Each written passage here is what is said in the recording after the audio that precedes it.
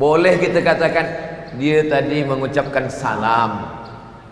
Tak salah, memanglah dia ucapkan salam, tapi bukan untuk awak. Dia tadi tak ada cerita tentang awak, sekali pun tak ada. Dia ucapkan salam. Memanglah tadi masa jumpa ucapkan salam, Assalamualaikum. Bukan kita kata salam untuk awak. Kita tidak sedang berdusta, sebab mendamaikan dia. Yang kedua, rumah tangga. Pagi-pagi isteri memasak nasi goreng. Dia masak, lepas tu dia tanya, macam mana nasi goreng ni bang? Rasa-rasanya seumur hidup abang belum pernah nasi goreng macam ni. Dia sangka sedap, rupanya masinnya. Boleh. Kita tak ada cakap sedapnya, kita katakan Masya Allah, Tabarakallah. Padahal dalam hati la haula wa la quwata illa billah, inna lillahi wa inna ilaihi rajiun. Berdamai. Tak boleh, masa tu jangan jujur. Kalian kan belum menikah lagi. Yang ketiga, perang. Na'udzubillahnya datang berperang. Tiba saja datang orang kafir musuh ke rumah student kita, pelajar kita. Dia dah jadi tentera mujahid fisabilillah. Datang musuh nak membunuh. Ada Ustaz Somad di sini? Maka kamu menjawab, Ustaz Somad tidak ada di sini. Ustaz Somad ada dalam. Di sini yang dia tak ada. Ini namanya berhilah. Maka ketika itu Asma memasukkan batu ke dalam. Lalu kemudian atuk dia Abu Quhafah merasa, oh masih ada lagi, padahal emas itu sudah dibawa hijrah Nabi Muhammad sallallahu alaihi wasallam. Ini lelaki ini namanya Abdul Ka'bah. Nama dia diubah Nabi menjadi Abdullah. Nama ayahnya Abu Quhafah. Emas dia bagi ke Nabi. Apa lagi dia bagi ke Nabi? Anak gadis dia. Anak gadis dia namanya Aisyah. Oh, Abu Bakar lah. Belum lagi. Lepas dia bagi anak gadis dia, itulah baru jadi nama dia Abu Bakar. Abu ayah, Bakar gadis, ayah gadis. Sebab anak dia itulah satu-satunya isteri Nabi yang masih gadis. Dia bagikan kepada Nabi SAW. Selepas itu barulah dia dipanggil, ya Aba Bakar, wahai engkau Abu Bakar Siddiq. Siddiq di ujung nama dia itu pun ada kisahnya. Ketika Nabi mengatakan saya dari Masjidil Haram, lepas itu ke Masjidil Aqsa, lepas itu naik ke Sidratul Muntaha, apa kata orang kafir musyrik? Muhammad sallallahu alaihi wasallam, cuba engkau tegak. Tegaklah Nabi. Cuba angkat kaki engkau sebelah. Nabi angkat sebelah. Cuba angkat sebelah lagi. Kata Nabi, kalau angkat kaki dua jatuhlah. Kalau dua kaki engkau pun jatuh, engkau angkat, macam mana engkau nak terbang dari Masjidil Haram ke Masjidil Aqsa naik ke Sidratul Muntaha? Mendustakan Nabi sallallahu alaihi wasallam. Tapi masa itu manakala Nabi bercerita, apa kata dia?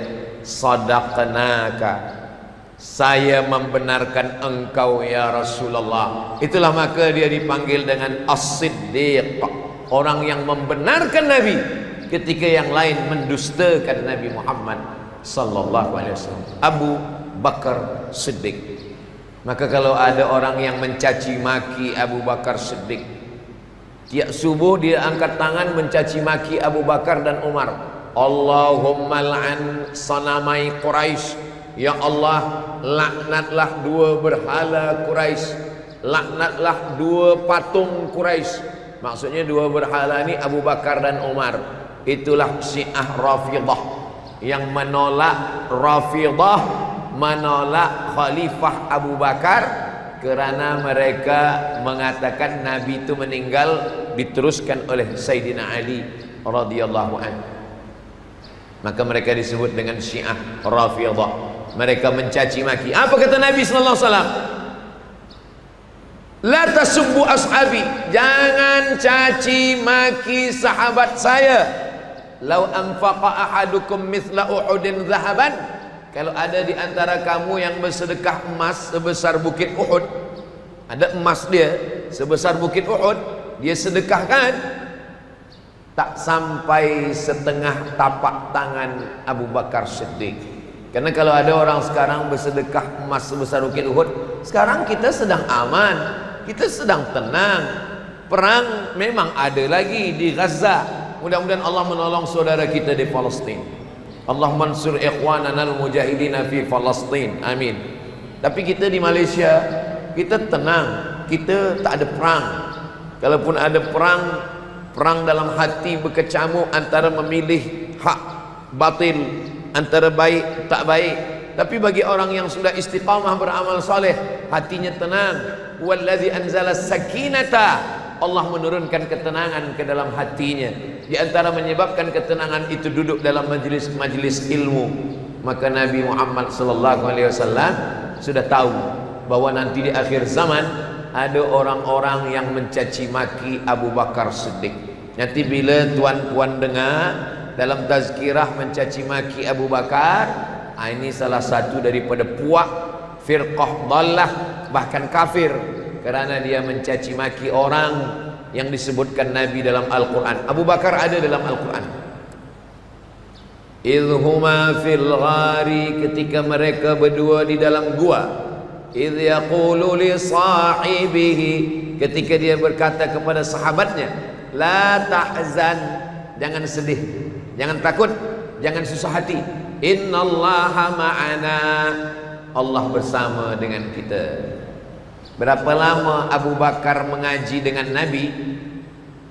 13 tahun. Umur Abu Bakar dengan Nabi bezanya 2 tahun. Bila Nabi dapat wahyu umur 40, maknanya Abu Bakar masuk Islam umur 38. Bila Nabi dapat wahyu 40, berdakwah 13, 53 Nabi pindah hijrah, maknanya Abu Bakar umurnya 51. Siapa di antara puan-tuan ni yang berumur 51 tahun? Itulah Abu Bakar Siddiq yang hijrah. Orang kalau dah umur 51 tahun, dia tak nak pindah. Jangankan nak pindah kampung, pindah tempat duduk pun tak mau.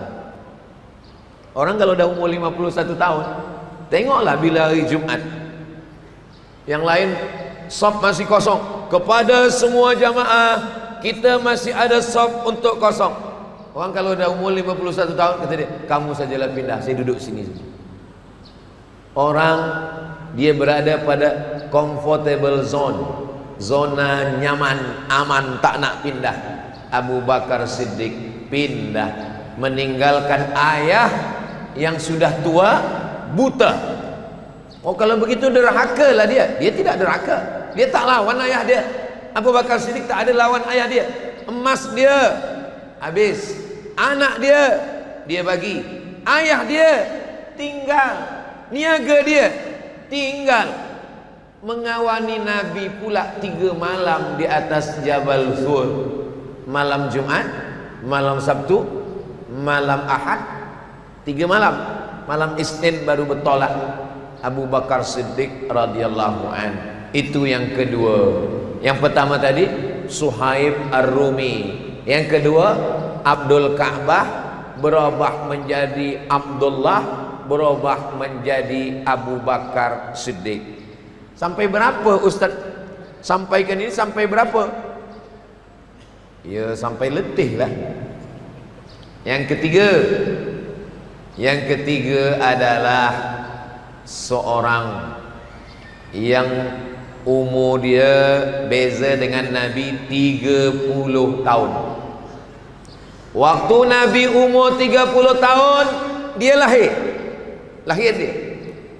Bila Nabi umur 40 dapat wahyu, Iqra bismi rabbikal ladzi khalaqal insana min 'alaqin, Iqra wa rabbukal akramul ladzi 'allama bil qalam 'allamal insana ma lam ya'lam. Nabi umur 40, beza dia 30. Berarti ketika Iqra turun, dia berumur 10. Itu maka Abu Bakar Siddiq radhiyallahu an, Umar bin Khattab radhiyallahu an, Utsman bin Affan radhiyallahu an, Ali bin Abi Talib karramallahu wajhah. Karramallahu wajhah. Allah muliakan muka dia. Oh, jadi kalau muka dia mulia, badan dia tak mulia? Badan dia mulia juga. Bukan makna muka dia saja yang mulia. Muka dia mulia kerana muka dia tidak pernah bersujud kepada berhala Lata, Uzza, Manat, Hubal, Jibti, Tawud, Naham. Ayah dia dengan ayah Nabi adik beradik. Nama ayah dia Abu Talib, nama ayah Nabi Abdullah. Muhammad bin Abdullah bin Abdul Muttalib, Ali bin Abi Talib bin Abdul Muttalib. Atuk dia satu. Ayah adik beradik, saudara sewali, sepupu kata orang. Sewali kata saya. Kalau sepupu tu mak kita adik beradik, mak saya dengan mak dia adik beradik sepupu. Tapi kalau ayah adik beradik sewali. Kenapa sewali? Sebab kalau meninggal semua wali, ayah mati, atuk mati, abang mati, adik mati, maka saudara ni boleh mewalikan nikah. Itu maka disebut dengan saudara sewali. Itu saudara engkau? Ya. Saudara macam mana? Tak tahu. Kata orang saudara pula. Mesti tahu nasab kita macam mana. Itulah dia yang ketiga, Sayyidina Ali. Sayyidina Ali ni macam mana pula dalam hijrah? Kalau orang tengok sejarah, Sayyidina Ali inilah paling ringan. Suhaib tinggal anak, tinggal istri, tinggal niaga, banyak. Abu Bakar emas macam batu, ayah tua buta tinggal. Tapi Ali bin Abi Thalib, jika Nabi waktu hijrah umur 53, beza antara Nabi dengan Ali 30 tahun, maka maknanya Ali masa itu umur 23 tahun. Sayyidina Ali umur 23 tahun. Isteri dia belum nikah. Anak tak ada. Niaga dia bukan orang kaya. Jadi apalah yang dia bagikan untuk Nabi? Nabi suruh dia tidur tempat tidur Nabi. Ali, ni tempat tidur saya. Saya tadi mula bagi tazkirah pukul 3. Sekarang dah pukul 3.30. Suara saya jelas tak jelas? Jelas, alhamdulillah. Tapi saya di sini tak jelas dengar. Macam mengaum-ngaum. Bahasa saya tuan-puan boleh faham? Alhamdulillah. Bila ada orang bagi tazkirah, kita boleh faham, itu maknanya dia sampaikan dari hati. Yang dari hati sampai ke hati. Kalau dari mulut sampai ke mulut juga, namanya multi level marketing. Kalau ada orang bagi nasihat sampai ke hati kita, itu maknanya yang menyampaikan itu dan yang menerima sama-sama perut dia tak terlampau penuh.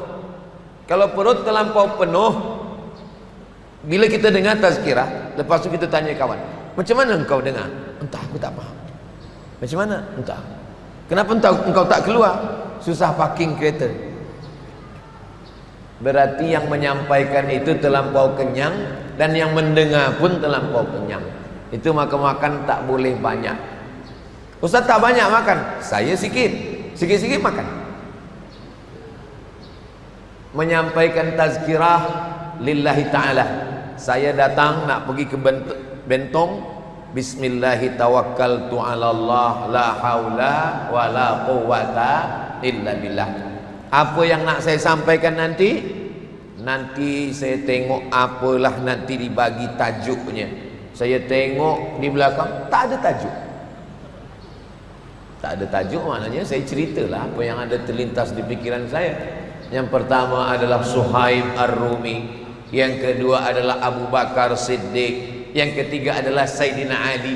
Macam mana Sayyidina Ali?